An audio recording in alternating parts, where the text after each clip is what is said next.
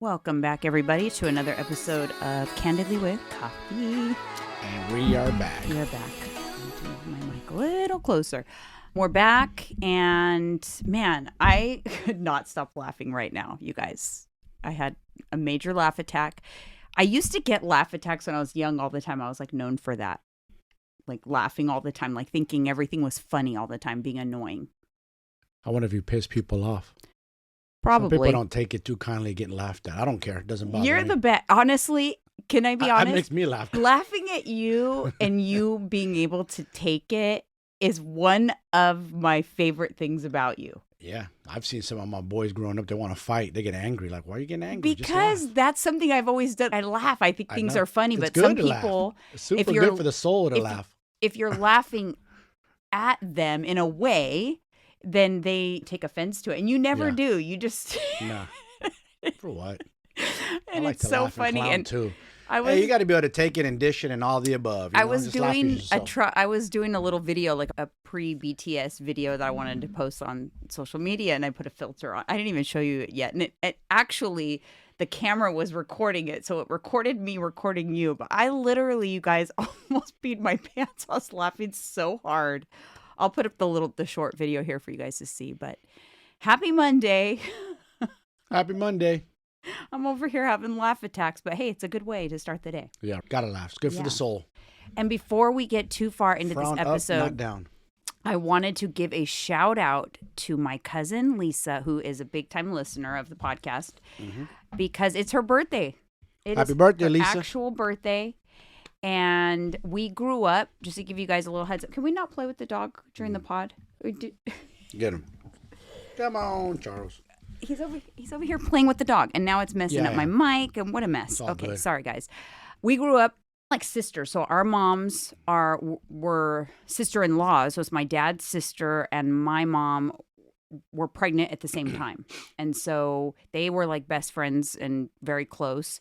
And so we were raised like sisters. In fact, they even dressed us like twins a lot of times, and my mom was like a second mom to her, and.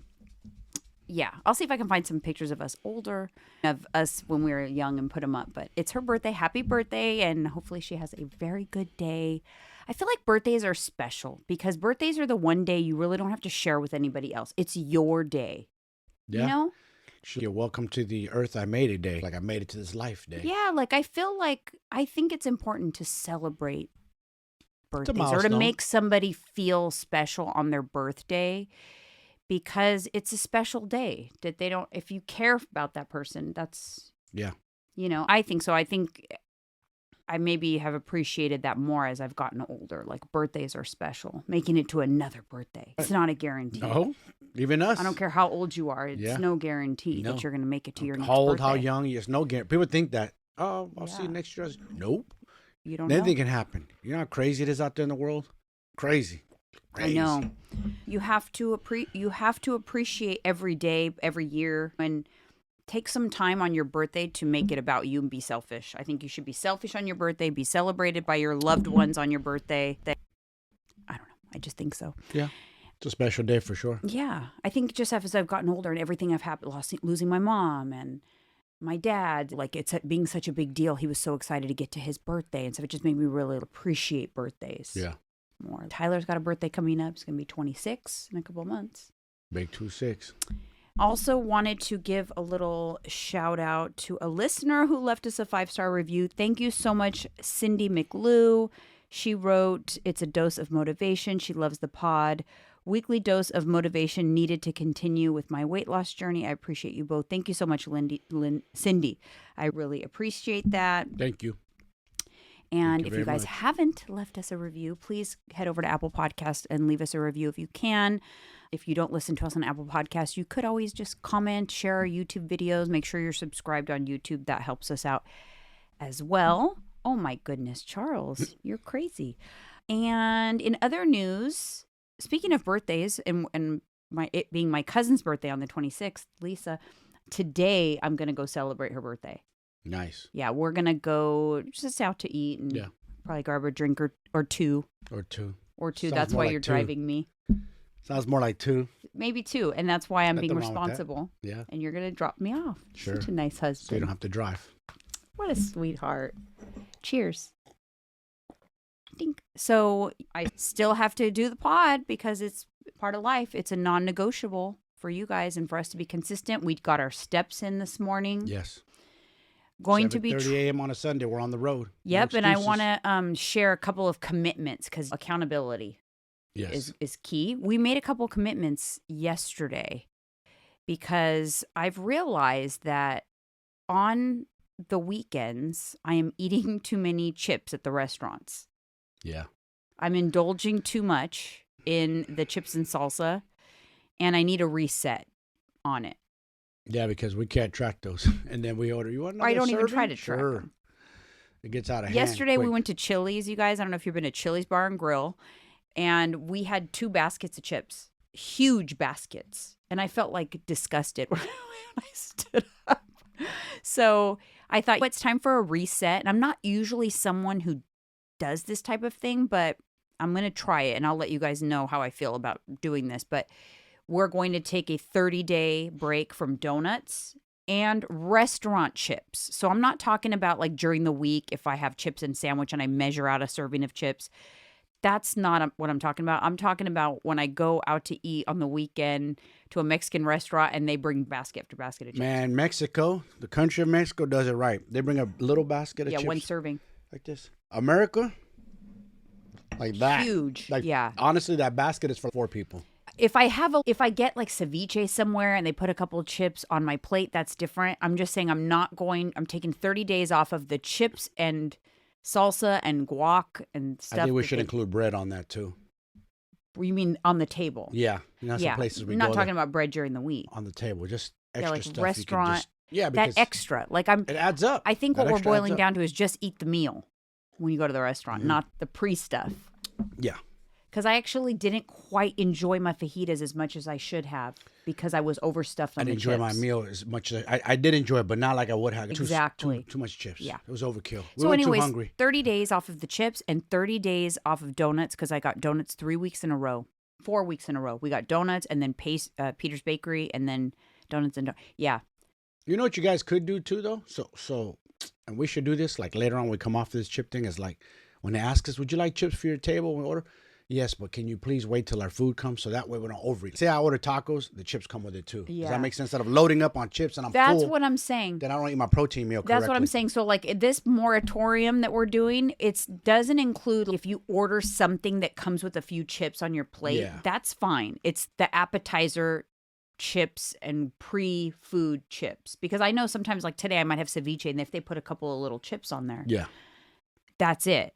So that's my commitment, 30 days, just to like reset and get back on track with that. So I just feel like it's getting a little out of hand. And the other thing that I want to do at least a couple of times a week. So let's say this week I want to do it 2 times during the week minimum where I go on a second walk in the evening Yeah. for a mile. But it's a perfect opportunity to start training Phoebe on the leash because we Evening- need to do a shorter. Evening walks are nice Yeah. though. It's especially when the summertime really Yeah. hits. Like right now, the Yeah. weather's been cold, but nice warm nights to get out Yeah. and walk and move. It's Yeah. a nice bonus. So that's what you got to share those things so that our listeners can hold us accountable. Yeah. Yes. Because if The TikTokers are gonna hold you accountable. Like, wait a minute, I see you in a restaurant. Is she eating chips? The investigators are gonna the be looking. TikTokers. On Friday night, we went to see a movie called No Hard Feelings. It's a cute movie. They haven't had a movie like that in a long time release since like the pandemic. Yeah, it's been a while. It was one of those like raunchy, Yes, it was. like raunchy funny movies, romantic comedy, but not a total rom-com. She was fully naked in the movie. Yeah, Jennifer That's Lawrence. crazy. No hiding it. I was like, whoa. Full frontal, and she was like bouncing around naked. Yeah. Yeah, Hollywood has got brave. No. Usually, yeah. No, Usually it's show the been- backside, not the whole frontal either. I don't know. I think there's plenty of movies that show that, but it was good though. So it was about because I wanted to talk about it a little bit because it just made me think. It was about like a rich family that had an awkward teenage son. They were like typical helicopter parents, which we'll get into, like helicopter, like hovering over their kids' every need. Yeah. And now they've mother them to death. And now they've got a socially awkward teenager who's going off to college and has no social skills. So they hire this girl to date him, and he doesn't know she's been hired. And it was pretty good. Yeah, it was. And so the cool whole movie. concept was to get him out of his shell, build confidence, yes. because she was giving him attention. I mean, he was like a 19-year-old virgin, and they wanted him to have sex before he went to college because the dad had experienced, he said that changed his whole confidence after he had experienced that. So he wanted his son to experience that. Yeah. And that was the whole concept. But what was interesting, couple things.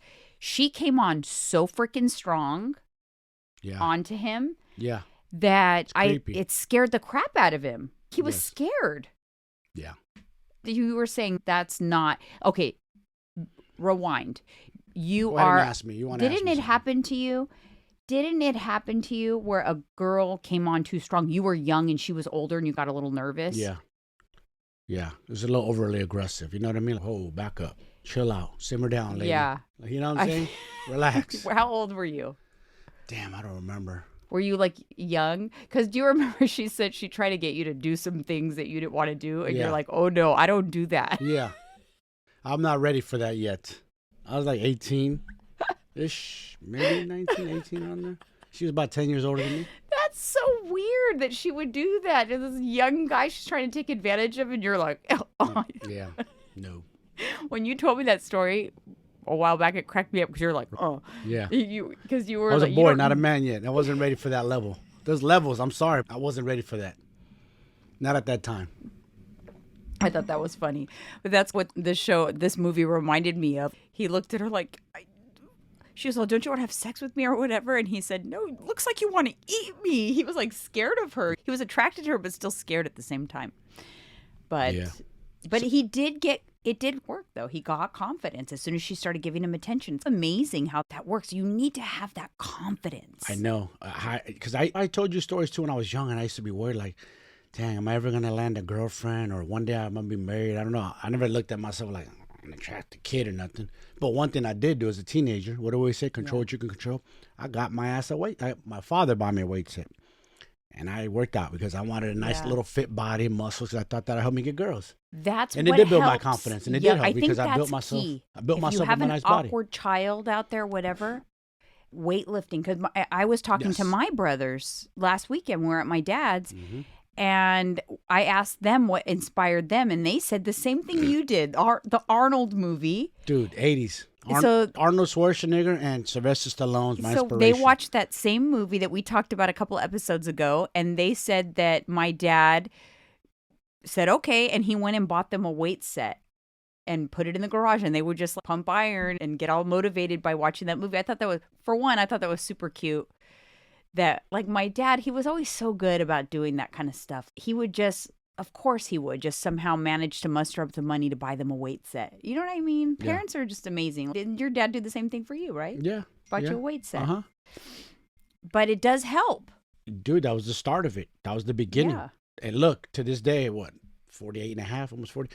I still lift weights and work out. You're talking about I started at like at 14, 15, somewhere around there. Lifting weights. Honestly, pushing weights around that age. 14, 15. Mm-hmm. Have you heard that term, helicopter parents? Yes. I was not a helicopter parent.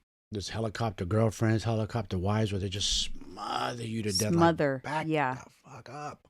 You have to. Back up. I think there's a happy medium. And the interesting was, so a helicopter parent, because we're probably having some listeners who are helicopter parents. Yes. I don't want to totally insult We're talking you. to y'all.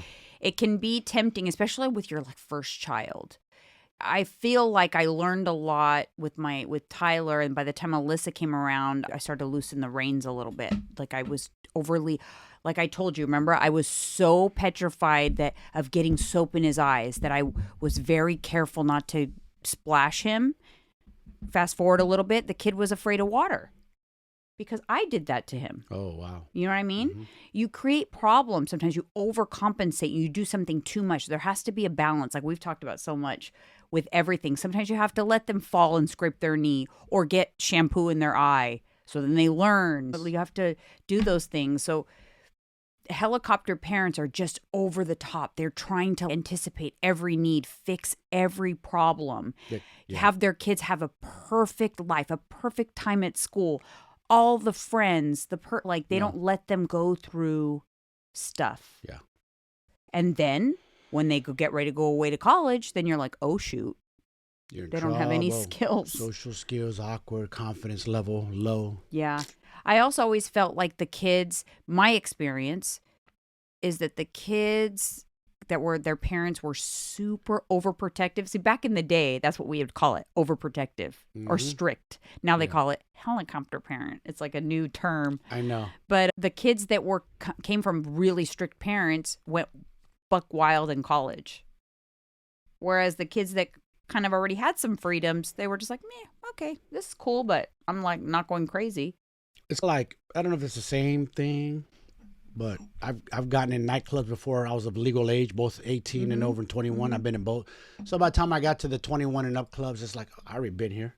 Yeah, it was exciting. Like, I'm 21 now. Yay, I don't have to be sneaky no more, but I already been there, done that. Yeah. I was already bouncing before I was 21, so I was already in the nightlife scene, already working as a bouncer, security. So it's the same thing. And I'm not that I'm promoting this or anything, but my parents, they were not, my immigrant Portuguese household, it was not a big deal to drink alcohol.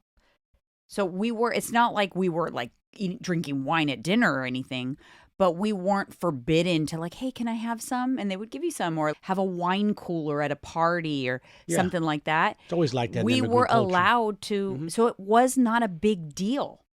Drinking was never a big deal to me. It wasn't a big deal when I turned 21. In fact, I was pregnant when I was 21.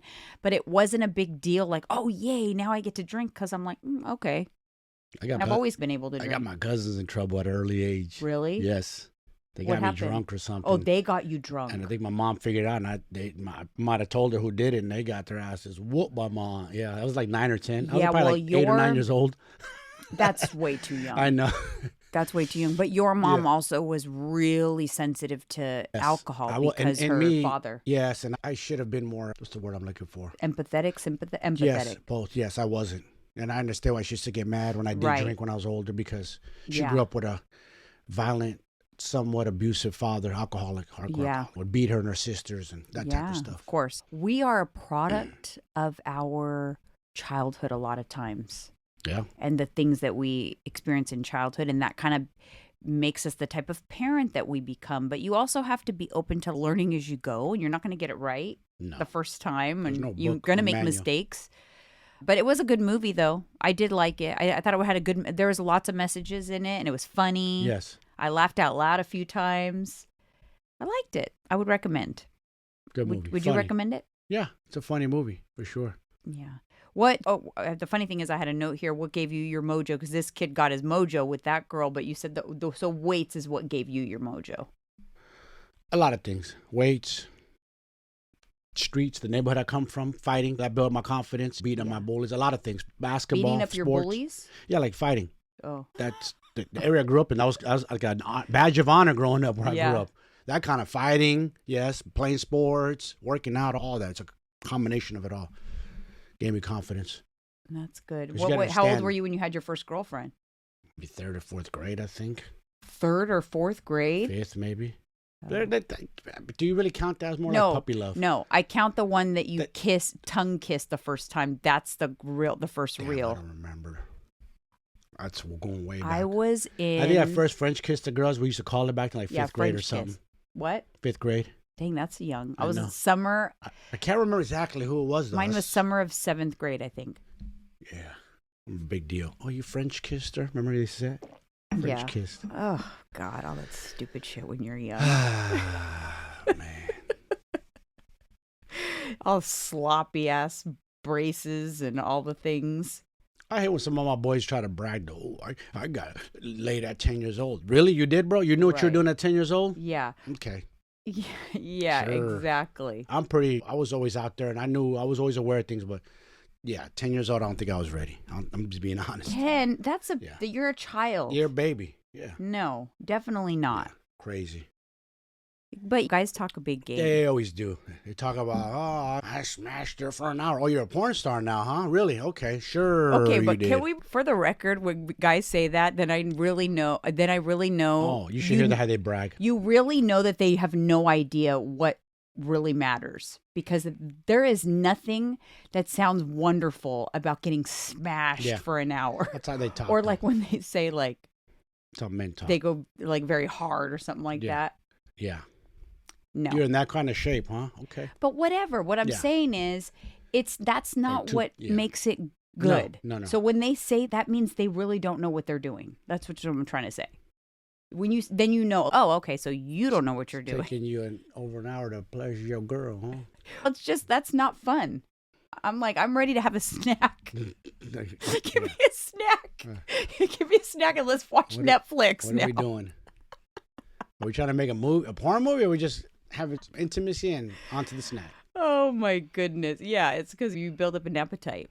Anyways, we were watching an interview the other day. You actually brought me into the room to watch it. I thought it was very interesting, with Pierce Brosnan, about this TikToker who makes $10,000 a month. He makes a lot of money. Piers Morgan was interviewing him. Did I say Pierce Morgan? You said Pierce Brosnan. Piers Morgan, that dude from the UK. I'm so glad you corrected me. Pierce Brosnan. That's like an actor. Piers Morgan, yeah. Oh my gosh, I'm an idiot. Anyways, this guy on TikTok, his name is George Keywood, but he's just one of thousands of these types of TikTokers, but they are like morbidly obese. Yes. And they do really like weird things on TikTok to get views. They'll like see how many bottles of water they can hold under their rolls, or just really strange things. Plus they'll eat like really large volumes of food, and they eat like really sloppy, and they just do all this crazy stuff. So he actually was, the interviewer Pierce was irritated by it. He thought this was glorifying an unhealthy lifestyle, glorifying obesity, and should this be okay? Should this be championed? And I thought it was a very interesting conversation, because in the reverse, it's not allowed. So like anything that is considered, because that is, if you're overeating and binge eating and going crazy like that on video, to me, that's an eating disorder as well. Yeah. But anything in the reverse, in terms of under eating or any type of laxatives, like you can't talk about if you take laxatives or something like that on social, they'll take your video down. It's against community guidelines. Why? Because it's like an that's a disorder type of behavior. But so is what, I agree. So is what these people are doing. I know. It's disgusting. But what I'm saying is, there's a double standard. I know. There's a double standard. That should be not allowed. I'll tell you why they're successful. Because it's easy. It's easy to be overweight and say, I'm going to eat whatever I want and be loose with it and not care. And then you have community of people like him. Yay, he's one of us. Let's just... You know what it is? Because I think regardless of what the behavior is that you're sharing, you attract your people on social media. You attract what you post. That is true. And people, regardless of what it is, so that's why the different genres or the different niches out there, they attract their community, because people are always looking for their community. Yes. What do we say when you watch that 600-pound life? Like you could watch, and to me, it's a complete turnoff. It's like demotivating. I can't watch that. You know what I mean? Because then people, to me, look like that's nothing I care to know about, because I'm into fitness and health, and I like more motivational. The Wes Watsons, and people fire me up. Now that's a turn off. And it's all about why you watch it. I actually watch it to gain insight. I know your information for the mental side of obesity, and I've learned a lot watching it mentally. Yes. But I understand, like, what happens on social media is you start to attract your community, but then it influences that community. You know what I mean? Yes. It becomes an influence for them to do the same things, so it needs to be important to realize that what they're doing is super dangerous. Yeah. He even got the guy to admit in the interview, even though he was upset at Pierce, but he admitted that he was on a weight loss journey. That he was currently on a weight loss journey, trying to lose some weight. I'm like, but you're not talking about that on your social media, though. he even called his wife out, Piers Morgan. Like, she's not obese. She says, aren't you concerned for your husband? You want this man to live a long life with you? There's no good way this ends. I don't care how you slice it. I don't care how you feel. My blood work, my doctor says I'm healthy. No. Trust me, I lost my mother at an early age.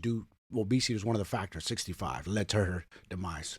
It's not a good way to end your life. Obesity, it's going to get you. The Grim Reapers, come on, keep playing around. I'm just surprised Keep that they playing. allow. I just don't understand how community guidelines on these social media platforms allow some things but not other things. I was telling you, I had a video of mine. I got a violation on TikTok like a year or two ago because I posted about my gut cleanse, the cleanse that I did and didn't realize that I was so backed up that I lost 3 pounds just by doing this cleanse of waste. I was not promoting like an unhealthy, it had nothing to do with food or eating, nothing to do with eating or fat loss. It had to do with waste. And I got a violation for violating community guidelines for disordered eating. I'm like, yeah, what part of disordered eating is that? You guys? But I was like, that's interesting. But then there's got this guy who's eating, like shoving an entire large pizza and then drinking like a 2-liter of Coke and all this stuff. That's okay. That makes the cut. Or these people, I think is it called mukbang? Have you heard of that? Mukbang? No, I could be totally wrong on how to pronounce it, but I think it's like people who eat on YouTube and they make a killing. They get millions of views. What do they do? They eat. They just eat large volumes of food because people like to watch people eating. It's like a ASMR a little bit. Like you hear the noise and stuff. Ugh. I've actually known bikini competitors who are in prep. So they're like on an extreme calorie deficit, but they get like their rocks off watching people on YouTube eat. It's therapeutic for them. Wow. It's interesting. I don't know. There's something for everyone. And like I said, people are each their own, right? That's all I got to say. People are looking for their community, but I do feel like watching people eat. It's a little slippery slope. Do you remember that documentary, Super Size Me? Yes. So the documentary was of this guy who decided to eat McDonald's for 30 days, he ate McDonald's. Breakfast, lunch, and dinner. Breakfast, lunch, and dinner for 30 days. He did his blood work too, before and after. Because he wanted to document his results or whatever and like what it did to him and how much damage or whatever. So the whole point of it was to paint McDonald's in a negative light because of, what it does to your health. And he had poor results to report. Yes, he did. He gained like 8% body fat. He went from 11% body fat when he started to 20% body fat. That's gained 24 pounds. He gained 50 points on his bad cholesterol. It was crazy. So it did a lot of damage. But guess what? Do you know what that documentary did for me? It made me crave McDonald's. Mm-hmm. That's all it did for me. Oh. I remember watching it and immediately wanting McDonald's. And what's crazy is you would think, like you said, maybe it was the shine shed light of McDonald's, how unhealthy it is. But guess what? Overall, Americans don't give two shits. They're still going to go to McDonald's and eat. That's They what can I'm know saying. all It didn't that. They work can know for the me. data evidence. It's not going to stop them. It doesn't. Sorry. It is what it is. It's not going to, if anything, it'll even motivate them more to go. I don't know. I'm also from the school of, it's not McDonald's fault. It's not. Don't blame the company. Remember they try to blame them and try for offering supersize. They took it off. Supersize. They took it off because of that. So that means if somebody wants to have a cheat day, like we've earned it. Like, let's just say we're doing good. We hit our way goal. We're like, I feel like having McDonald's for a cheap, but I would like a supersize. Nope, can't get it because they took it off. Because America wants to point the finger at their weight problems and point to McDonald's. Listen, what did we just talk about with the chips? Is it the Mexican restaurants' fault that we are overeating the chips? No, it's not their fault. We are choosing to eat the chips. We're doing that to ourselves. Asking for more chips. Yes. Therefore, we can also choose to recognize, hey, we're overindulging. Let's hold off on the chips. It is our choice. I am a firm believer. I don't think that restaurants should be penalized, and you can very easily have them pack up half your meal, train yourself not to eat everything on your plate, eat only half. Like, you have to take responsibility. It is not McDonald's fault. People, I feel like people always just want to blame something. Yes, except themselves. Yeah. Oh, it's the fast food's fault because they're on every corner. Oh, I'm an alcoholic because the corner store of liquor stores everywhere. You can go by. I drive by them every day. Do I stop to get alcohol? You have a choice. I drive by McDonald's every day too. I have a choice. I could stop by every day if I want to. I choose to keep going. So point the finger at yourselves in the mirror and 3 more pointing back at you. Hold yourself accountable. You have it's to your hold fault. yourself accountable. Nobody else's fault. Your fault. That's it. Hold yourself accountable. Blame game too much. Yeah. And if you have a problem that you are not able to control and you know that you're making the poor choices and you have not thus far been able to correct that, it means you need more help. Yeah. Whatever it is. And right now, if we're talking about food, that's one thing. If we're talking about like addiction and alcohol, that's a different thing. That's a whole different animal. But it means you need help. Yes. But you're still the one that has to want and get the help and need the help. Nobody's going to do it for you. And you can't blame, oh, my parents let me drink alcohol when I was young, so now it's their fault. Or my mom took me to McDonald's every day, so now it's her fault. Whatever it is. But you have to recognize, if we waste all of our time just trying to find someone to blame, that's a pet peeve of mine. I don't like when something happens and someone always feels like we have to find someone to blame for this. That's like a trigger for me. I don't feel like you always have to. Why are we wasting time trying to figure out whose fault it is? Let's just fix the problem. Let's just move forward, because that's just a waste of time. Figuring out who can we blame for this? Who can we make feel like shit about this? Let's just move forward and fix it. Yeah, it's true. There's a solution to every problem. Always. Yeah. And I know that's tempting. It's tempting because we want to throw the blame on someone else, and then we feel like we don't have to fix it because we didn't cause it. No. You still have to fix it, especially if it's about you. If it's happening to you, you still have to fix it. True. And also take accountability. Stop blaming everybody else, man. It's getting old. You know what I'm saying? It's always my hormones, my this, my that. Now, if it's legitimately a legit reason that you can't lose weight or something's up, that's a whole different animal. If you're able-bodied, 2 arms, 2 legs, you're healthy, you can move, stop with the excuses.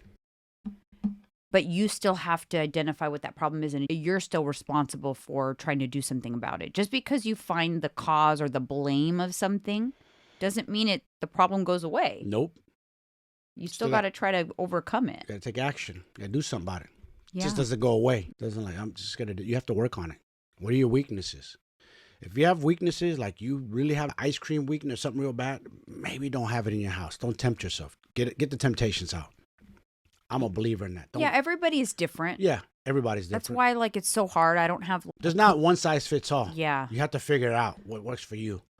I don't have a cookie cutter way to coach someone through things. No. Like for my clients, I tell them, don't keep food in the But no, I don't say that because not everybody needs that. Everybody needs a different approach. You have to identify where your challenges are, why you're failing, and then we come up with solutions to get around those failures. Yeah. But you could also make a choice of not having it around as well, too, if you don't want to, just to help you. Yeah, that's what that's exactly what I'm saying. I'm saying some people, they are failing because they have too much access, and that's why they're failing. So let's remove the access.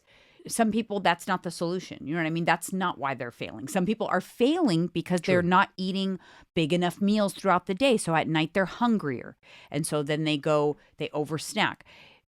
It depends why you're failing. You know what I mean? Then you come up with the solution to why you're failing. Because some people, it might make you crave it more if you take it completely out. That's why it's interesting. And I'll report back to see how I do with not eating the chips. Because is it going to make me want the chips more and then go buck wild after 30 days on the chips? No, because you just said you're going to have some at home measured out in part of your meal plan. No, I know. No, but I'm saying in the restaurant. You know what I'm saying? I'm saying it's like about everybody's different. You have to see how you react to things. Yeah. Maybe abstaining is not the answer for some people. It's having a little bit is actually the answer. Some people do good with a little bit, and some people need to abstain completely. Yeah. I think that number is far few in between, and some people do good with a little bit. Those are super disciplined people like yourself. The rest of us, go buck wild. You think that's true? 100%. I'll bet my life savings on it. You think that Yes. most people, I think it depends. I think that it depends on the person. I think some people it helps if they can take a little, release the pressure and have a little What bit. are like diets? 99%, 98% failure rate, something like that. So I don't know. There's only a few people like you walking around that can have a little bit and be disciplined enough not to go crazy. It's you're giving too much people credit, man. The discipline level's not there. No, but I disagree with you because I do feel that some people, if they abstain completely, like I see it all the time. I see people who I know. decide, you know what? I'm not going to eat sugar. No more sugar. Zero sugar. And they go on this hard pass on all sugar. They remove all the sugar from their house or whatever. And they do good and they're even successful and they lose some weight. But then that one day comes where they have a little bit of sugar and then they lose their shit and go buck wild because they were too restrictive. Yeah. Possible. You know what I mean? So I see that. There's a balance for sure. Balance to me is the key. 100% is the best way. You're not giving yourself enough credit. I think you're sitting here and explaining yourself as if you're someone that goes buck wild or whatever. I see you restrain all the time. I just don't think you... But I see, we do eat chips at home, okay? We buy cleaner versions. Yeah. Cleaner. Like, if I put a goddamn bag of Doritos, nacho, I might go crazy. I'm just, oh, yeah. I so know I that you have trigger foods. Yeah. But so I think that's important. I personally rather not have them here. Yeah. So. You have trigger foods. And I know that Doritos is one of them. It is. But not everything. I'm just saying not everything is a trigger for you. You can refrain from overeating donuts. Oh, yeah. You're like, nah, I'm good. I'm going to have eggs. You're better at that than me. I'm like, fuck the eggs. I'm going to have another donut. I want to have protein. Yeah. I want to get full.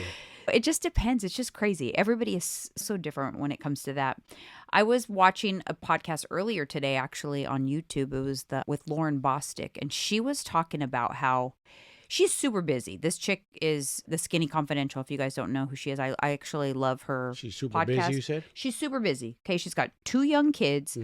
A very successful business, a very successful podcast, very busy person. And she gets her wellness in. She says, very easy. It's non-negotiable.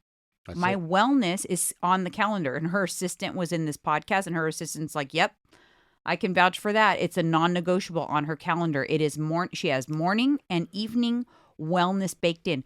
She calendars everything, even like her, once a week. That she has to do a hair mask once a week. It's calendared in. It's fit because all the non-negotiables got to go in the calendar. Yep. Because those have to happen. Everything else is just if I get to it. Too many people don't make their wellness, their healthy lifestyle a non-negotiable. Yeah. Get to the gym. See how I feel tomorrow. Maybe. No, maybe. No, how I see. Get your ass to the gym. You got to stop. I'll see how I feel. No, you got to stop that. That's Kiss where you guys death. mess up. I'm talking to y'all. That's where you mess up. Yeah. No, I might have that time. Stop hesitating. Get your ass up and get to the gym. You're not that busy like you think you are. I don't care how busy you are. There's people like her, like you said, her. There's the Joe Rogans who are even more busier celebrities who get it in every day. And I know we're a broken record on this topic, but it really did make me realize that it wasn't until I changed my mindset on that that my whole life changed. Like things that are important to me, I put them in a different box in my brain. Like that's a non-negotiable. So that's happening. Even yesterday when we made the pact to not eat the chips. Yeah. It was like, I put it in the non-negotiable box. Like it is what it is. 30 days, I'm not eating chips. Period. Yes. And if they bring them to my table and I told them no, I'm going to snap at the waiter. Take those out of my face before I wring your neck. Stop fucking with me. I'm on a journey here. Stop messing me up. I'm on a 30-day. I'm on a 30-day abstinence. It's like putting crack in front of a crackhead. Don't do that, man. You know what I'm saying? Oh my goodness. Speaking of that, can I just talk about a pet peeve I have at restaurants really quick? I wonder if you guys have this pet peeve. It is a big time trigger for me at a restaurant. If I order an appetizer, best believe it better come before my meal. Yeah. Yes. Nothing worse than when you get an appetizer. Or, no, I even say even worse. When you get your meal and your appetizer still hasn't come out yet. Oh, that happened to us the other day. Usually it'll be like appetizer and meal. Dude, what is the purpose? Your menu says appetizers. and then your meal. Yeah. Your appetizer should be out first, Yes. not at the same time. That's a pet peeve of mine. Me too. Do you guys, anyone agree? Comment below. I'm curious to see if certain things are like hot buttons for Yes. me, and that's a hot button. We cancel it. If somebody, if you come out with the food, yeah, get it out of here. canceled. Take it back. That's on you. Oh, it's funny though I'm not when gonna they argue it. every time they have done that after the meal, we always will talk about going, you know what? They did us a favor. We didn't need it. I enjoyed my food more. Yep. And then I didn't eat the extra calories. There's even times where they've forgotten. Oh, did you get your? Forget about it. Don't even worry about it. Yeah. Remember, we were like, nah, Yeah. take it off.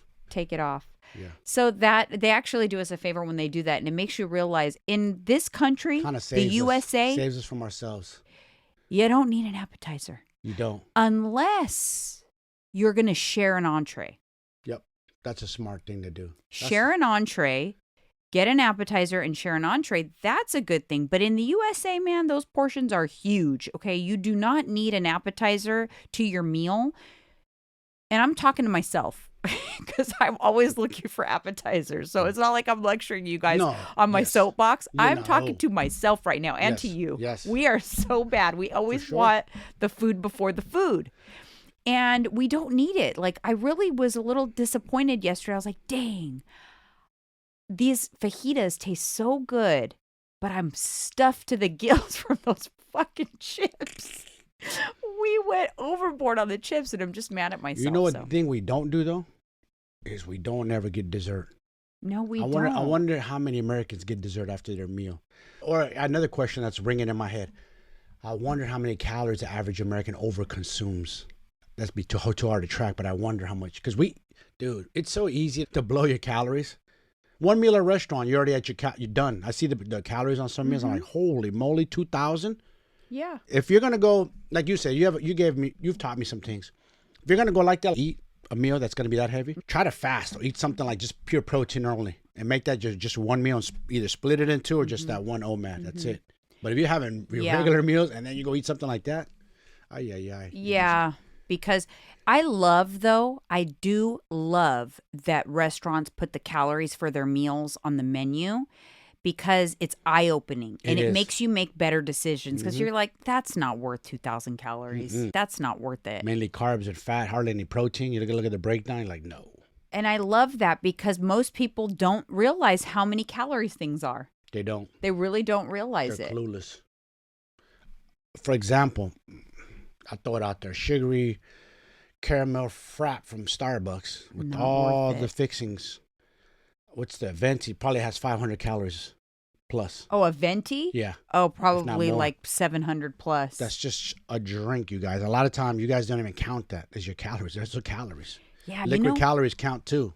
I'm so surprised, but there are still a lot of people out there that they're in denial. Don't count liquid calories towards their calorie intake. They're tripping. Those are always the people that tell me I hardly eat because you probably hardly eat food, but you are over consuming calories if you're gaining weight. I'm sorry. Yes.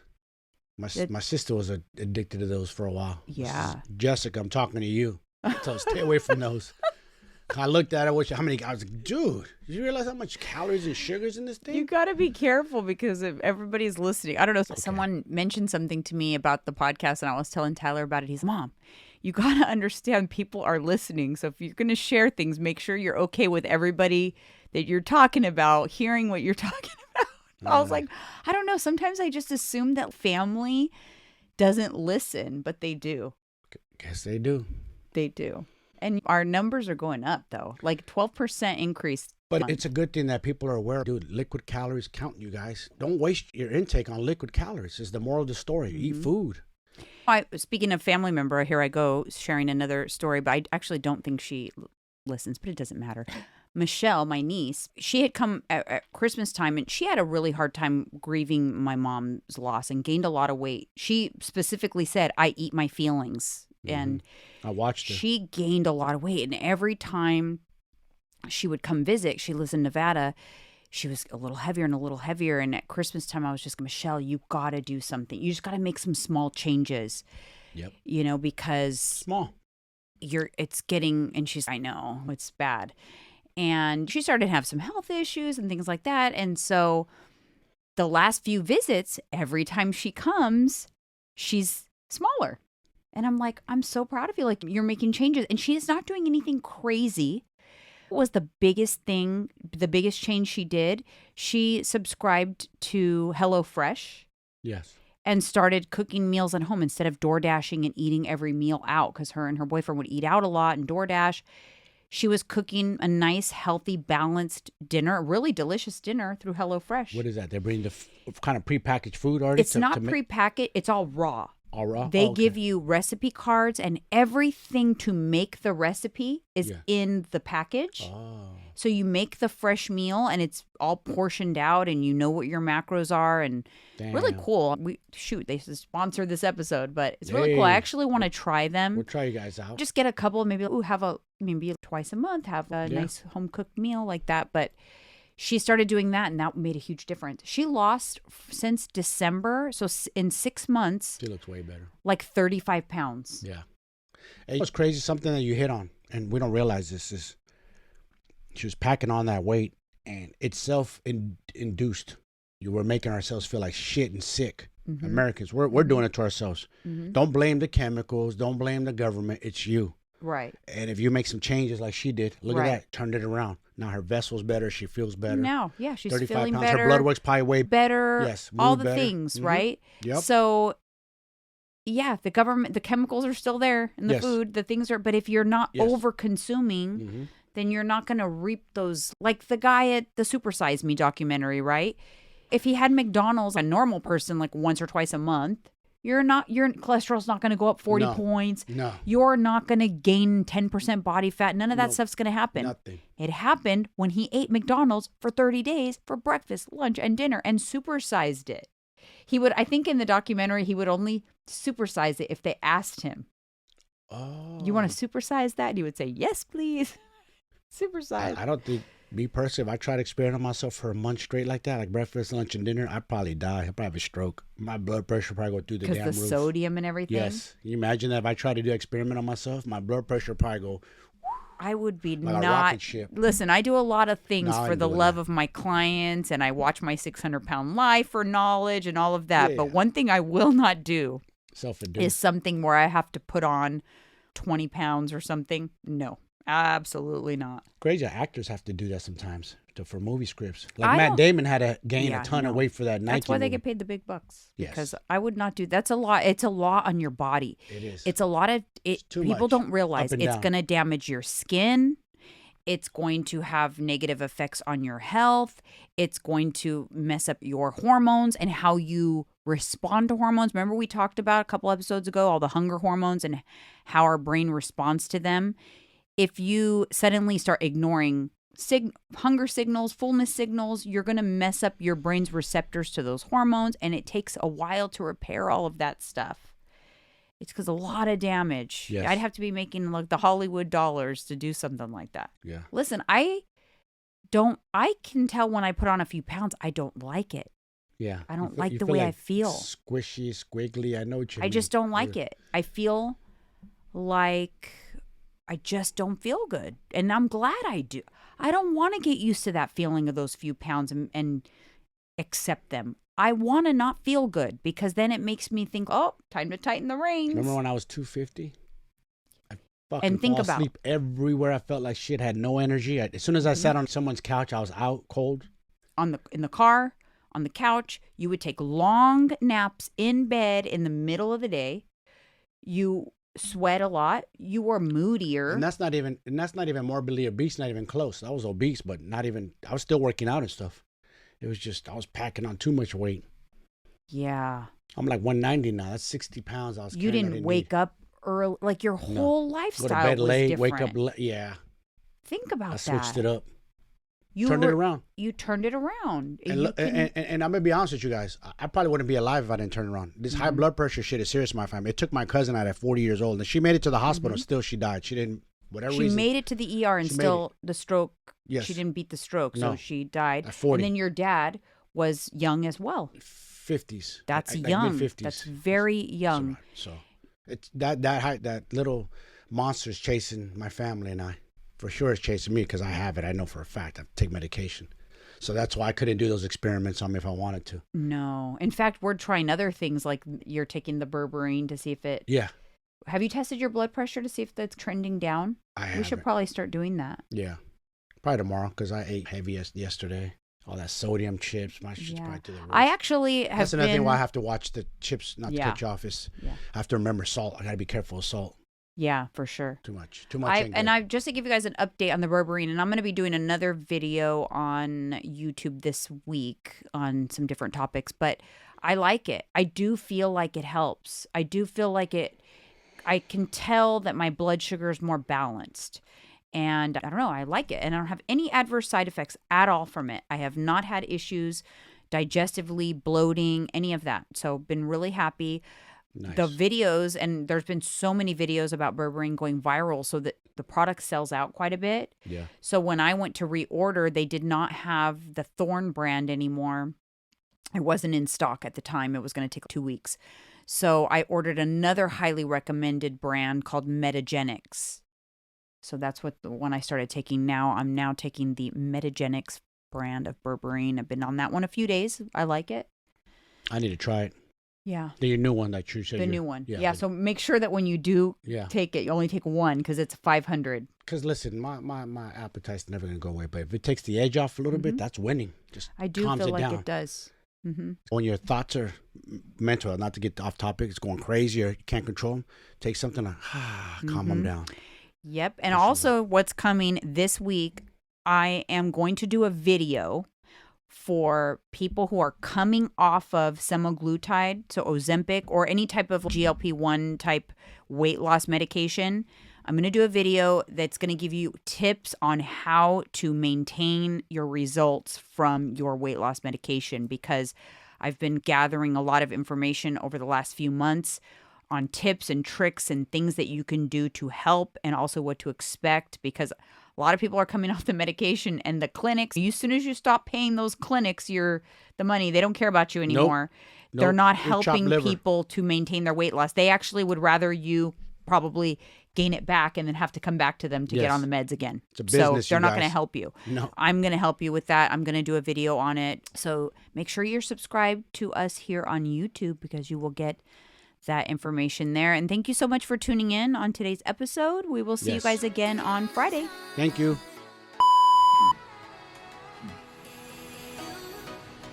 Are you ready to talk Are about? you just filming me? Weird. Oh shit! It's recording. Oh shit! This whole time I'm black.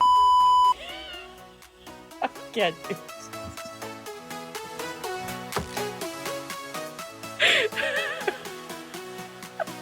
I wish I could do this with a straight face, but I can't.